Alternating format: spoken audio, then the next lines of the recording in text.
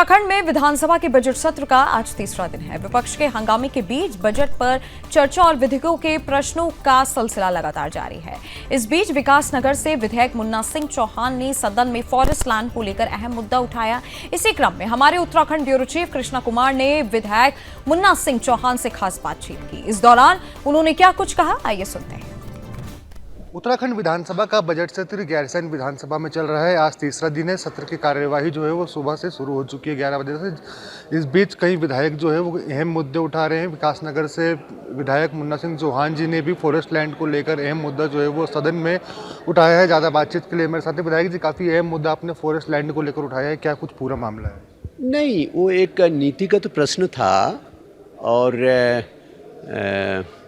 माननीय मंत्री जी ने भी उसका बहुत सदासहता के साथ जवाब दिया और स्पीकर साहब ने भी बहुत उदारता से उस प्रश्न को लेने की अनुमति दी। और जोर दे करके मैंने इसलिए भी कहा कि माननीय वन मंत्री श्री सुबोध उनियाल जी वो काफ़ी प्रभावी मॉनिटरिंग करते हैं चीज़ों को बहुत तत्परता से करते हैं और बहुत प्रभावी तरीके से करते हैं। तो अपेक्षा रहेगी कि इस प्रक्रिया को और सरल बनाने के लिए ज़रूर कदम उठाएंगे। विषय ये था कि बहुत सारे परियोजनाओं के लिए जब फॉरेस्ट लैंड की ज़रूरत होती है तो उसे वन भूमि हस्तांतरण का केस बनता है। फॉरेस्ट लैंड ट्रांसफ़र का FCA के अंतर्गत वन संरक्षण अधिनियम के तहत वो सेंट्रल एक्ट है, उसमें राज्य सरकार कोई अमेंडमेंट वगैरह नहीं कर सकते।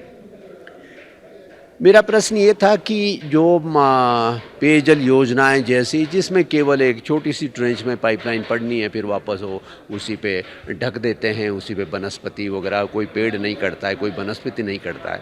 तो मैंने कहा कि उसमें तो वन भूमि हस्तांतरण का कोई प्रकरण होता नहीं है, लैंड ट्रांसफ़र की कोई आवश्यकता होती नहीं है।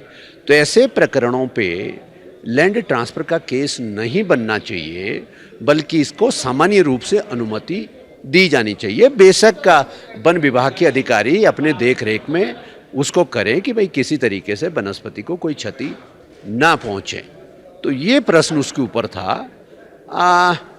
सिर्फ इतनी बात थी कि उन्होंने जैसे कहा कि नोडल ऑफिसर NOC देगा, तो मैंने कहा कि नोडल ऑफिसर जो हैं का जो पद है वो सीधा सीधा FCA से लिंक्ड है।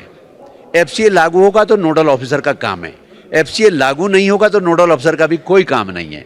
वो FCA के तहत ही डेजिग्नेटेड ऑफिसर है। इसमें तो FCA अट्रैक्ट ही नहीं करता क्योंकि वन भूमि हम ना कोई ट्रांसफ़र होनी है, ना उसके नेचर को, जो उसका जो कैरेक्टर है उसके स्वरूप नहीं परिवर्तित हो रहा है। तो इसलिए इसमें फॉरेस्ट कंजर्वेशन एक्ट का जो प्रोविजंस है वो अट्रैक्ट नहीं करता है और इसलिए जो है इसको इस प्रक्रिया से मुक्त रखना चाहिए।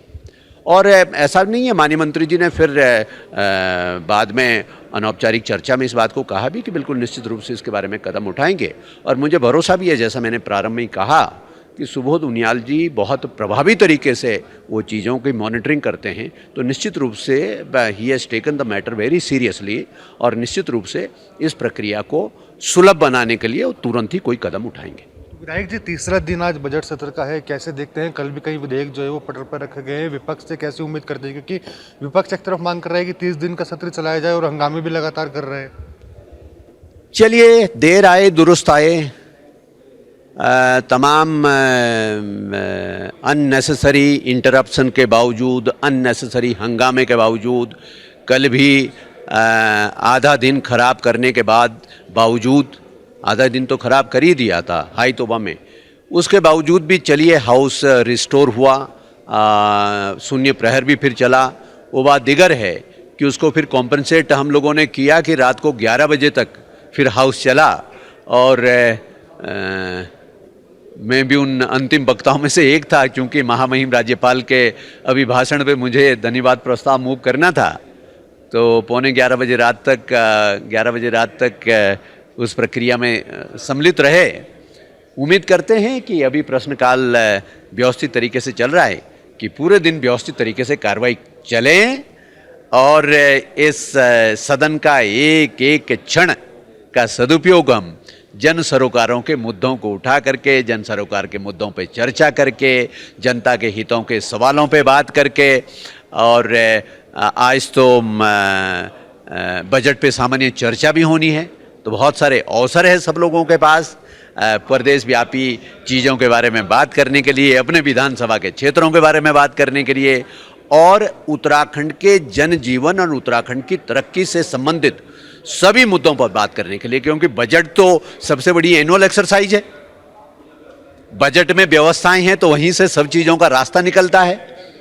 तो बजट पे सामान्य चर्चा होना है तो बड़ा अवसर है। हम उम्मीद करते हैं कि तमाम सारे दलगत कंसिडरेशन से ऊपर उठ करके और प्रदेश के हितों को केंद्र में रख करके सदन के सभी माननीय सदस्य अपना योगदान करेंगे, ऐसी मैं अपेक्षा करता हूँ। और सरकार भी बहुत प्रोएक्टिव होकर के, बहुत तत्पर होकर के माननीय सदस्यों के द्वारा जो भी मुद्दे उठाए जा रहे हैं उसका जवाब देने के लिए, उस पर क्या कार्रवाई की जा रही है, पूरी बहुत प्रोएक्टिव मोड में रह करके और सरकार काम कर रही है।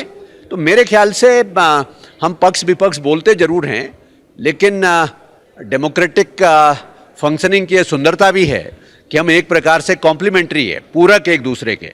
ठीक है, कुछ मामलों पे, सैद्धांतिक चीज़ों पे विपक्ष को सरकार की आलोचना करने का अधिकार है, उनका अधिकार है, उसको कोई नहीं, उस पर हमें कोई आपत्ति नहीं हो सकती, उसका हम सम्मान करते हैं। लेकिन कहीं निगाहें, कहीं निशाने बदनीयती से केवल भ्रम फैला करके, केवल गुमराह करके, केवल झूठी चीज़ों को प्रचारित करके आप बात कहेंगे तो गलत है। इस बात को कल भी हमने सांकेतिक तौर पे कहा, जिस प्रकार से लॉ एंड ऑर्डर के नाम पर एक प्रकार से झूठ परोसने का काम कांग्रेस पार्टी की तरफ से किया गया और हर चीज को पॉलिटिकल कलर देने की कोशिश की गई, वो भी अच्छी बात नहीं है। बजट पर चर्चा और विपक्ष के हंगामे के बीच पर्यटन मंत्री सतपाल महाराज का एक बयान आता है कि गैरसैंण को विधानसभा को वेडिंग डेस्टिनेशन के रूप में भी बनाना चाहिए, जिस पर भी विपक्ष लगातार सरकार पे हमला कस रहा है।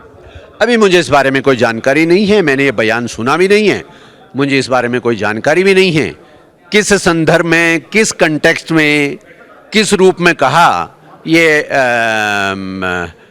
देखना पड़ेगा। और इसके बारे में मेरे ख्याल से माननीय मंत्री जी ही उचित जवाब दे पाएंगे। और जाहिर तौर पे उन्होंने कोई उसके दूसरे प्रकार के प्रॉस एंड कॉन हो सकता है, सुनने वालों ने या समझने वालों ने उसको प्रॉपर कंटेक्स्ट में नहीं समझा हो।